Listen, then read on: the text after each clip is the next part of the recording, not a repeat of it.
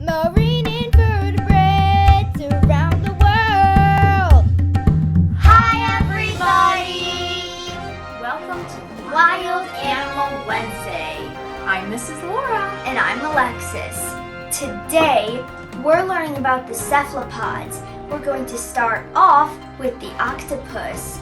There are 4 kinds of cephalopods: the octopus, the squid, the cuttlefish, and the nautilus. Very cool, isn't it? So it's very interesting to think about our mollusk category, because we've got the bivalves and we have the gastropods, which have some similarities, but then the cephalopods are like their whole nother group of mollusks that are quite different than the first 2, aren't they? Yes. So we will learn just a little bit about each of them, but today we're going to focus on the octopus. Very cool, huh? Mm-hmm. So one of the things that I think is just the coolest thing about the octopus is how they camouflage. And they don't just change color, but they can actually change the texture of their skin. It is so cool to see. So in the books we read, we checked out 16 books from the library.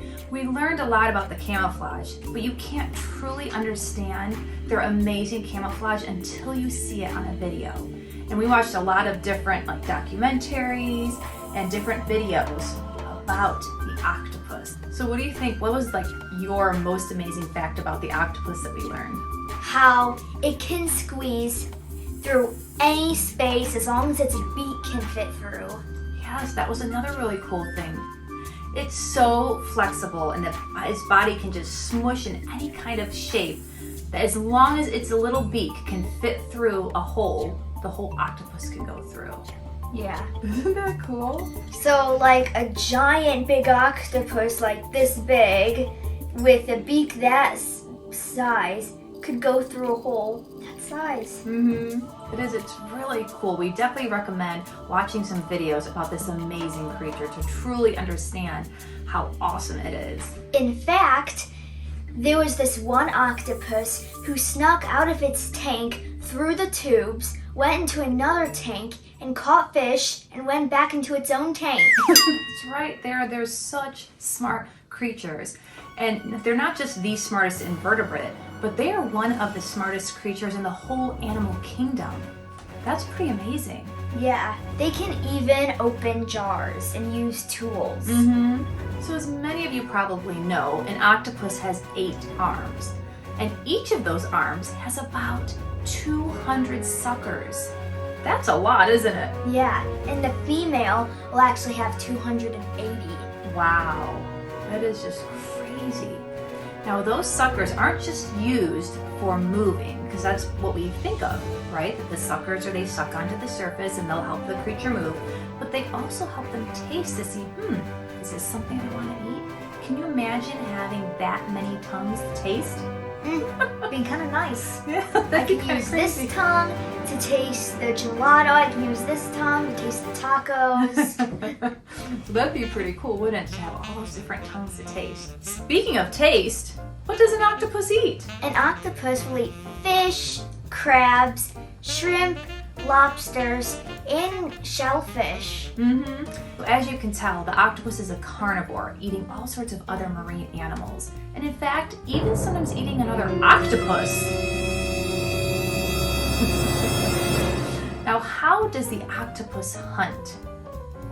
Well, what the octopus will do is, let's say this is the crab. The octopus it's camouflaged, and it'll actually go above the creature. It's got this webbing in between its arms, and then it'll just go on top of it, and it'll trap it with all that webbing, and then use its beak to eat it. Right, so it's kind of interesting the way it's laid out. You know, the octopus head where its eyes are in the mantle, that's not where its mouth is. The mouth is underneath the octopus. So if it can land on top of a creature and act like a net, the mouth is right there, ready to eat whatever creature it captures. Their predators are seals, otters, sharks, eels, and birds. Wow. So although the octopus eats a variety of creatures will eat it also. Yeah. So it has some different ways to escape these predators. What is one of the ways that it can escape a predator? Well, I think is pretty cool. The first way it'll do is it'll just try to camouflage, but if the predator still sees it, he'll try to hide in a crack, like in a rock, because as you know, they can fit in any space. And if that doesn't work, the octopus will shoot ink. Its ingredients are the same things that's in our eyes, hair, and skin. Now what happens if it can't escape, but the creature bites on the arm of the octopus? Then the octopus will actually let go its arm and then swim away. And it will regrow another arm. So there's a lot of ways that the octopus can defend itself and protect itself. Now, there's a lot of really cool and amazing things about the octopus, but honestly, there's something really kind of sad, and that's their life cycle. They only live for 1 or 2 years. The larger ones will live to 3 or 4. It's even rare for it to live for 5 years. Right. So even though this is such a cool, amazing creature, they don't really live on the earth for very long. So let's talk a little bit about that life cycle, right? Right. So when the male and female mate, soon after, the male dies. Yep. Does not live very long. Then the female will lay her eggs, and she watches over those eggs. In fact, she loves on those eggs so much that she doesn't eat. She does not leave them. She only cares for those eggs. She'll stay in her den, and she'll actually blow the eggs with air from her siphon, which is a little tube that's by their eyes. So the mommy will stay with those babies for a long, long time while they're waiting to hatch. And then once they start hatching, because she stayed with them the whole time and hasn't eaten anything, she gets so weak and she dies. This final stage of the octopus life is called senescence. But it's a very sad end, isn't it? Yeah. But luckily, there are so many little babies. So although this end phase of their life is quite sad, it's not in vain, as the female has laid anywhere from 10,000 to almost 400,000 eggs. Now these eggs are only the size of a grain of rice. So I want you to picture that, just a little grain of rice. So that little baby, once it hatches, will float up near the surface of the water with all the other plankton in the water. So the baby octopus is called a hatchling, and they're very translucent. And so it does kind of blend in with the water, but quite a few of them do get eaten, so it's lucky that there are so many babies that are floating all around. Now, as they get bigger and they get heavier, they'll start to sink back down to the seafloor, which is where they spend their lives. A octopus home is called a den or garden. It could be in a cave, or could even be in an empty bivalve. Sometimes it could even be in an old bottle. So what is the biggest octopus? Well, the biggest octopus is the giant Pacific octopus, measuring up to 16 to 40 feet and weighing up to 150 pounds. The smallest octopus is the little tiny octopus wolfie, measuring up to 1 inch. We hope you enjoyed learning about the octopus as much as we did. It's truly an amazing creature. Let's draw the octopus. So I'm going to use this purple octopus to copy. I really like the position it's in. I like how you can see its definite eyes. But I'm actually going to draw these arms down a little bit because I want to show the siphon as well.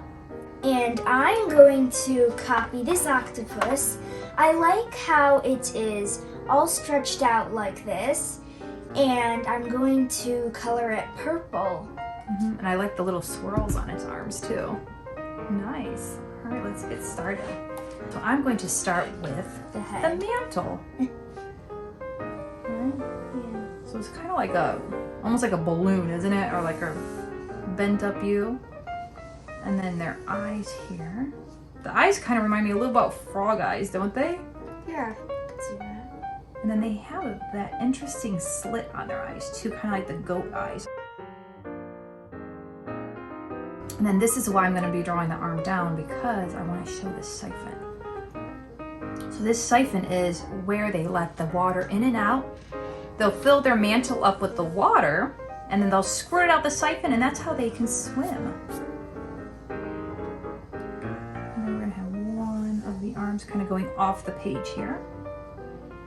So this will be the first arm. Thank you. That's the first arm coming off the page there. You're starting to be on the opposite side than I am. Oh yeah, that's fun. I'm actually gonna draw one arm kind of going back here, because this is the arm that I'm gonna actually curl around a little bit like this.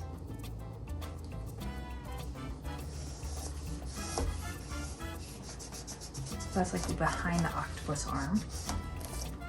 And then we're going to draw, and then in between each of the arms is a little bit of webbing, which is really cool to see. When it catches its meal. Right, when they land on their meals, because that's one way that they really like to hunt, is they like to go from above and just kind of land on their prey, and it's almost like a cup or like a blanket or a net that will just capture their prey. It's really cool. They're such smart creatures. Let's do the arms. I don't think I'm actually going to do all 8. But yeah, you want to do all 8, but you can have some kind of behind some of the others. Like see how this one's kind of twisting behind here? So you definitely want to do all 8 arms.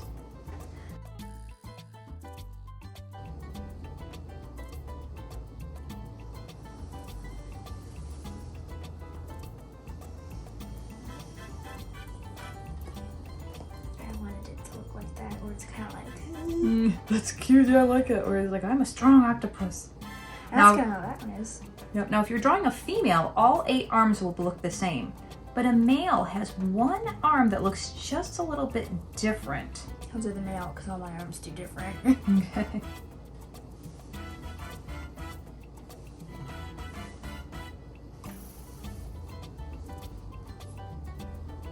And just like our hands are a little bit different, our feet are a little different, our legs and arms are different. Same thing with the octopus arms. They are not all the same size, but they do the same amount of suckers on them. The average is about 200 suckers per arm, and they end up being in these really neat rows. So actually I'm gonna draw, I better keep track of mine. 1, 2, 3, 4, 5, 6, 7. And I'm gonna draw 8 1, right 2, here. 3, 4, 5, 6, 7, 8. Poof, I fit in all 8. Good. Okay. This one's gonna kind of curl up a little bit.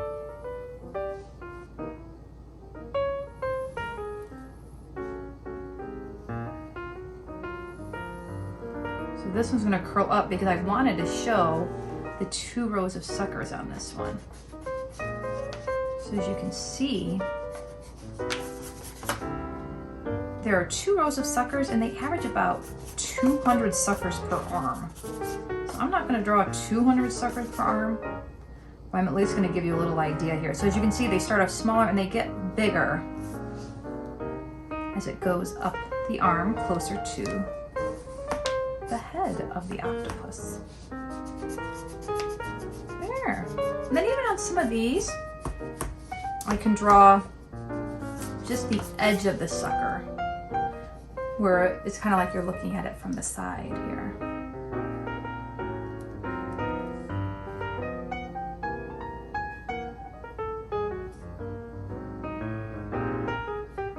Now the octopus will use these suckers for a number of reasons. They'll use them for touch, of course, and to feel. They also use it to taste a little bit. So they might put a sucker and suction on something to see, is this something I want to eat? And if it is, then they can use their arms and their suckers to grab a hold of that prey and eat it. So look, that one's got the ones kind of on the side, and then I'm gonna do the ones on the side on this one too. All 8 arms.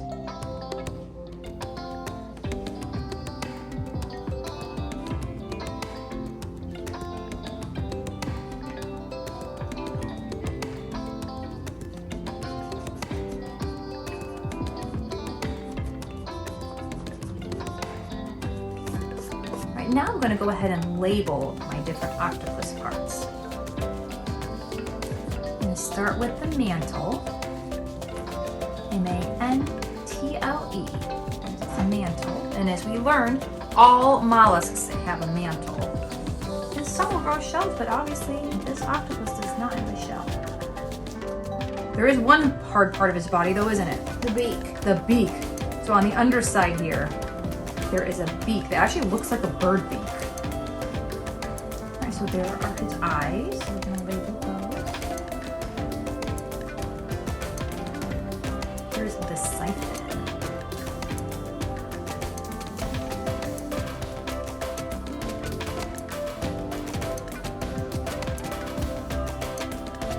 And of course, the arms.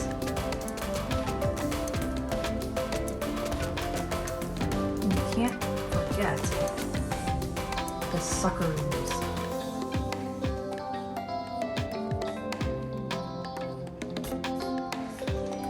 Oh, nice eyes. I love those eyes. Thanks. So inside the octopus mantle is all of its organs and all sorts of stuff. So it'll have its brain inside there, the stomach, the kidney, the heart, and in fact, 3 hearts in that mantle. And their ink sac is even inside of there as well. Let's color!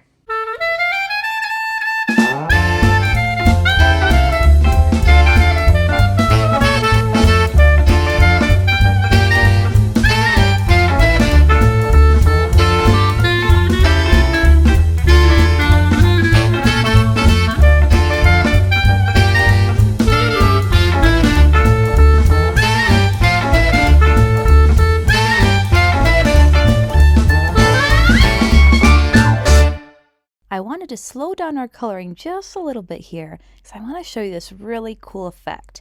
Anytime I'm coloring an animal that has bumpy skin, I just like to just basically scribble. I'll just color circle after circle after circle, and after you color a whole area in that way, it really gives that look, that effect that this creature has bumpy skin. It's really cool. All right, let's speed it up again.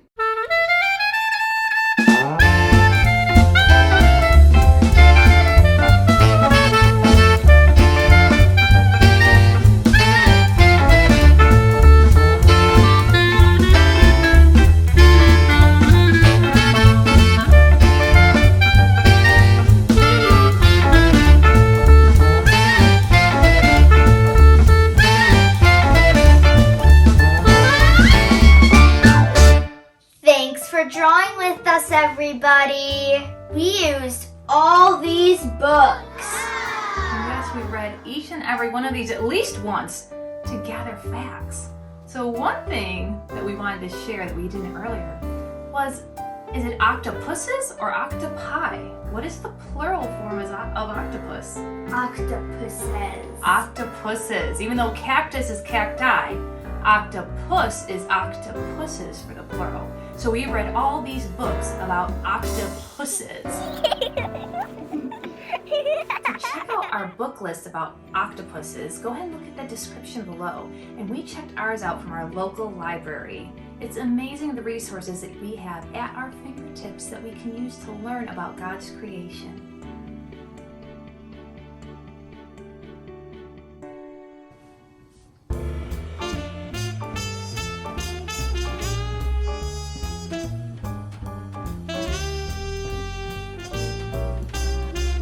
You know that we have learned about bivalves and gastropods, but now we're starting cephalopods.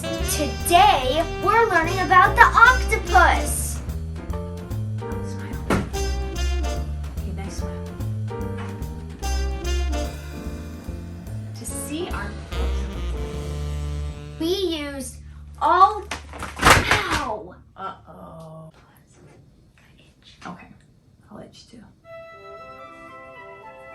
It's so movable that, thank you, there we go, that's the word I'm thinking of. And so even though this is such an, oh, I got an itch. If you enjoyed learning about octopuses with us, be sure to like this video.